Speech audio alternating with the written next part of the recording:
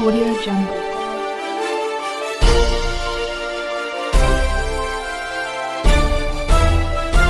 Audio Jungle. येत्या 19 फेब्रुवारीला शासकीय तारखेप्रमाणे जी शिवजयंती साजरी होणार आहे त्या अनुषंगानं हडपसर पोलीस स्टेशन येथे शिवजयंती मंडळांची आज बैठक आयोजित करण्यात आली होती. त्यांना जयंती साजरी करत असताना मिरवणुका दरम्यान काय काळजी घ्यावी, त्याचबरोबर वेगवेगळे कार्यक्रम घेण्यापासून ते स्वयंसेवक नेमण्यापासून ते शिस्त राखण्यापर्यंत सर्वांना सूचना दिल्या. त्याचबरोबर शिवजयंती मंडळाचे जे पदाधिकारी होते त्यांच्या मागील वर्षी ज्या काही अडीअडचणी आल्या त्या ऐकून घेऊन त्याचं निरसन करण्याचा आम्ही या ठिकाणी प्रयत्न केला. यावर्षी सुद्धा सर्वांनी पोलीस स्टेशनची परवानगी घेऊनच रीतसर शिवजयंती साजरी करावी, शांततेत साजरी करावी, त्यामध्ये सहकुटुंब सहपरिवार सहभागी व्हावं आणि शिवजयंतीचा आनंद घ्यावा असं आम्ही उपस्थित नागरिकांना आवाहन केलेलं आहे. या बाबतीत आम्ही उपस्थितांना सूचना दिलेल्या आहेत.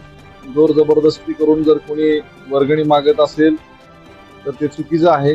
आमच्याकडे तक्रार प्राप्त झाली तर नक्कीच खंडणीसारखा गुन्हा आम्ही संबंधितावर दाखल करायला मागे पुढे पाहणार नाही.